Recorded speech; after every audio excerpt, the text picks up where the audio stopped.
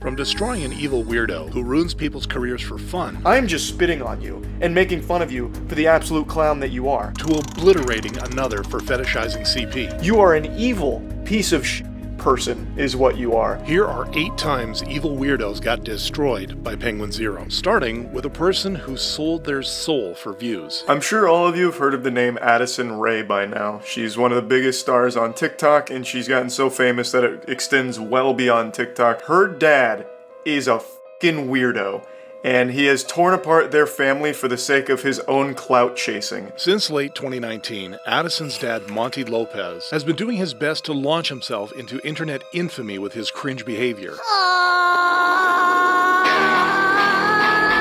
That's someone's father. That's a 46-year-old man posting some fine, distilled, twice folded over, double caked up cringe on Maine. His whole TikTok page is just his worst moments as a human being displayed. This guy has no self-awareness. Every single video he posts on there is a video that any sane person would want deleted and scrubbed from the internet forever. Charlie would then turn the heat up upon discovering Monty's attempts to date influencers younger than his own daughter. They need like a restraining order or something where Monty Lopez can't be within 5 miles of a TikTok influencer because he sniffs this out like a goddamn animal. He's got like a spidey sense for it. The final nail in Madison Rouso's coffin was his habit of trying to silence anyone calling attention to his disgusting behavior, which Charlie absolutely schooled him for. This absolute insufferable douchebag anus still has the audacity to try and somehow fight for his public reputation despite doing everything possible to sink to the lowest depths of hell. This guy is just an absolute massive clown, and I feel so sorry for his entire family. The actions landing these people on Charlie's radar are only going to get more evil. Like with this next YouTuber, whose actions were not only evil, but also illegal. It's always adorable when a villain or clown from a previous season of YouTube drama pokes their curious little heads out from the shadow. That's what we're dealing with today. It's a YouTuber named TechLead. Real name Patrick Hsu, TechLead would become the internet's favorite punching bag when he got exposed for being a crypto scammer. On June 21st, 2024, after the fantastic documentary channel, Internet Anarchist, made a video covering the saga of his humiliation, the crypto scammer would land himself smack dab in the middle of the internet John Wick's crosshairs by breaking YouTube's biggest unspoken rule. I tend to copyright strike down any expose videos on me because I understand that these are not real exposés. There's no journalism involved in here at all. This delusional douchebag attempted to take a victory lap over Internet Anarchist's corpse, gloating about his abuse of the YouTube copyright system, not realizing that he is openly admitting to something you are not allowed to do and can get into big trouble for. To make things worse for himself, Patrick openly admitted to his intentions of committing a crime. Welcome to the world of business where people are afraid that they're going to be doxxed. Well, if you're going to come into business and do business in this world, yes, you're going to be doxxed. You don't even have a real complaint. You have hurt feelings and thinning hair from the stress of being such a whiny loser. This is a ridiculous statement that just because you're in that field, you need to be doxxed. After this thorough beatdown, Charlie would also give Patrick an educational spanking. Let me go ahead and set the record straight here. They are your videos, sure.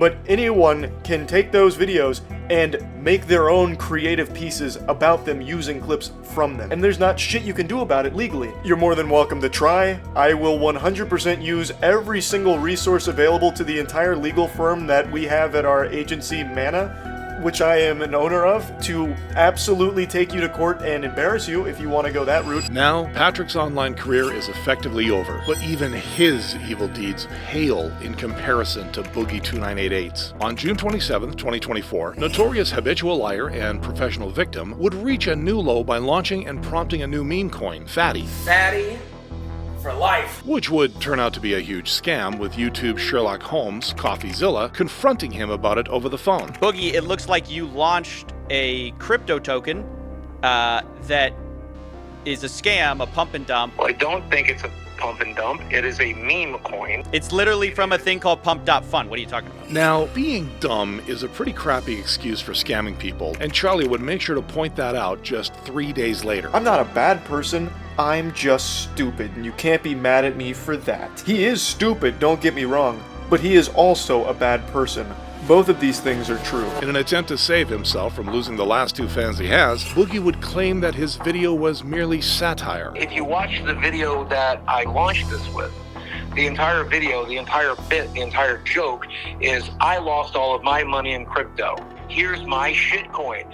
If you want to be broke too, buy my shitcoin. Charlie would immediately recognize this weak excuse for what it was and wasted no time tearing him apart. That excuse doesn't work, Boogie, when you actually launch a shitcoin alongside your satirical take on shitcoins for your audience to actually lose money on. You dumb buffoon. That's for your audience, Boogie. You posted it directly to them. Of course, some of them are going to buy into it because they still have some level of trust in you for whatever delusional reason that might be. Resorting to his habit of playing the eternal victim, Boogie would then accuse Charlie of wishing for his demise, prompting one final educational lashing. I don't want to see you dead, Boogie. At all. I want to see you stop being a piece of shit scammer who manipulates his audience and constantly lies. I'd like for you to come forward and stop lying about everything. So like in this situation, just taking it on the chin and openly admitting that you pump and dump scammed your audience. You should then refund everyone that lost money in this shitcoin scam that you've pumped. And then you should be working towards actually making things right and stop being the lying, manipulative asshole that you are. To make matters worse for him, Charlie's video would start a chain reaction exposing Boogie's many lies, including the possibility that he lied about his cancer. However, where Boogie is still under investigation for faking cancer, this next weirdo would take it a step further with something far more evil. In October 2022, Madison Rouso would post a TikTok sharing her life-threatening medical diagnosis. They found a mass on my pancreas, and I had stage 2 pancreatic cancer at just 19 years old. But just a year later, medical professionals would expose the whole thing as a lie, shocking Madison's fans and catching Charlie's attention. This may not be a case of her having cancer, but instead an undiagnosed case of terminal clout disease. God rest her soul. Now, as if faking cancer wasn't bad enough, Madison would dig her own grave deeper by also scamming people. To deceive people with a lie like this here and rake in $39,000 with people that believe they're supporting a cancer patient who's going through an incredibly intense battle is so sickeningly disgusting. Despite this, Madison would maintain that scamming people was not her intention and tried to play the victim card instead. I didn't do this for money or greed. I didn't do this for attention. I did this in an attempt to try and get my family back together. Unfortunately for her, Charlie did not buy that. I feel like if the plan was to get the family back together, why the f*** are you making a GoFundMe and making money off of it, right? Let's just assume that your nefarious plan you cooked up worked and your family all did come together to support you. It's absolutely going to crumble when you don't go to doctors to get your treatment. Right? So if the family came together, they would immediately know that you are a lying sack of shit. With that, it was clear Madison had no ground to stand on, and the court agreed, issuing her a suspended sentence of 10 years, though as long as she completes a 3-year probation, she won't have to serve it. But while Madison got off somewhat easy thanks to her young age, these next people are going to be even more and more evil, like this next weirdo. Just when you thought you'd finally seen all of the degeneracy disgusting YouTubers could ever cook up in their cursed kitchen, you get jump scared by a new outrageous, heinous act committed by a YouTuber. This comes from a YouTuber named ZavGirl. On July 3rd, 2023, true crime YouTuber ZavGirl would try to make money off the autopsy photos of an unalived 11-year-old boy by uploading them to her Patreon. All those pictures, autopsy and stuff. Like I said, it's not going to be on YouTube because I'm too afraid that it's against policy. I'm not going to take a chance, but yeah, so just go ahead and it's Patreon. I think it's like $3 for the lowest tier. Naturally, this enraged a large part of the internet, including Charlie, who would make a video addressing her just 13 days later. Hey ZavGirl, let me hit you with some cold water real quick. If you're the kind of person that looks at photos of a child and goes over the details on how they were brutally tortured and murdered, and think to yourself, this is good content. This content's a banger. This is going on Patreon right now. I'm gonna get f***ing paid for this shit. Let's go. Then you're a bad person. That's the kind of person you are. You are an evil piece of shit person is what you are. Despite this, ZavGirl would upload an apology video to try to excuse her inexcusable actions. I didn't think any of the images were new. These photos were already public, although the video I put together with the coroner's voice was my own creation. I chose to put the video on Patreon because of the sensitive nature of the evidence. Putting the evidence behind a paywall meant added security. Unsurprisingly, Charlie demolished this weak defense. Wow, you're such a saint. What an angel. She took a pay cut by only posting the child autopsy photos on Patreon behind a paywall there, instead of posting it on YouTube, which I don't think you could even do on YouTube to begin with. What are you talking about here? A paywall does not mean that it's still private. It is easily accessible to anyone that wants to fork over a few doubloons to access it. You're not like a documentary filmmaker that's paying respect to the victims' families or anything like that. This is the most disrespectful shit ever. By now, it would be obvious that ZavGirl's actions were exploitative, and it was time for her to pay the price. Patreon removed her account for violating their community guidelines, and the unalived child's parents publicly slammed ZavGirl for her despicable behavior. Now, ZavGirl received a thorough beating for using the child's unaliving for entertainment. However, this next weirdo is under fire for something far more disturbing. Ava Tyson of the Mr. Beast crew had a ton of evidence surface about horrible behavior with how they communicated with minors, as well as a past of really disgusting shit. Back in 2018, a then 20-year-old Chris Tyson would share inappropriate messages and tweets with a 13-year-old boy known as Lava. This remained in the dark for years, but on June 18, 2024, YouTuber Prism42 would make an hour-long video on the topic, catching the entire internet's attention and prompting Charlie's own video criticizing the disgusting behavior. What a bunch of nonsense. That's a load of hooey. That's dirty barnacles. That's ridiculous. Under no circumstances should an adult be communicating with a child in any inappropriate manner whatsoever. That's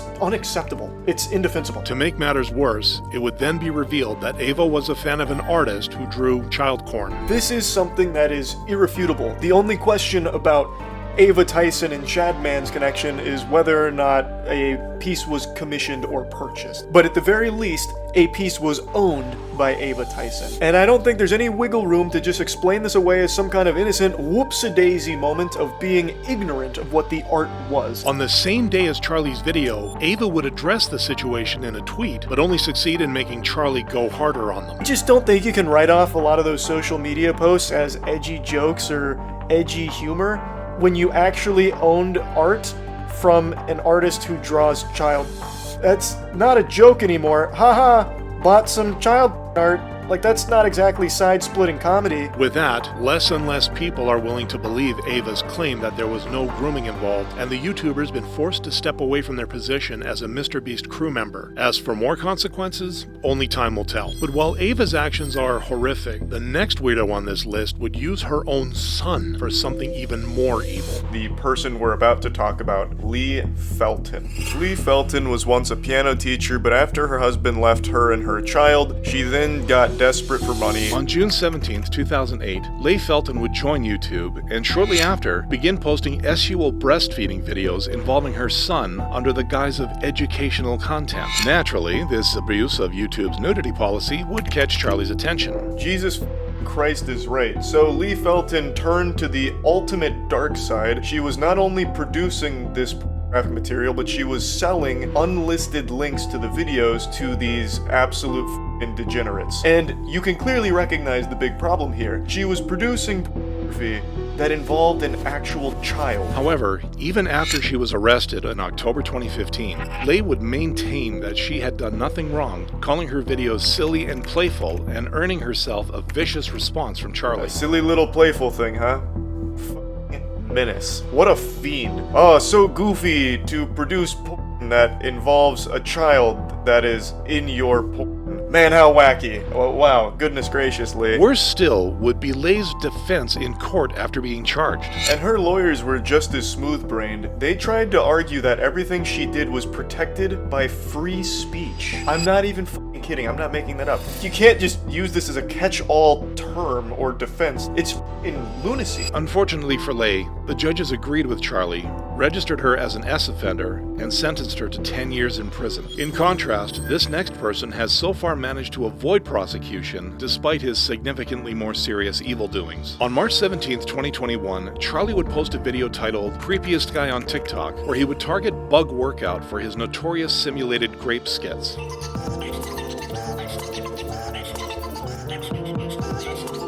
Bug Workout and the boys just love a good old gangbang. Big old gang.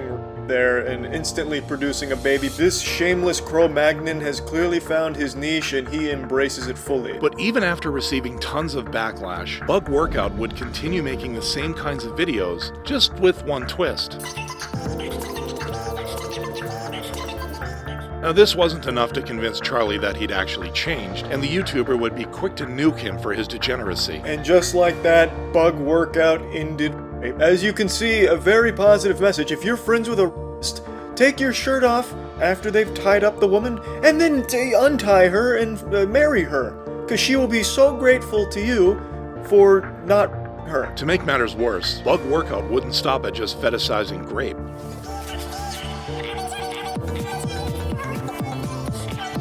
This would be the last straw, prompting a grade A schooling from Charlie. Sexual predation in public as well.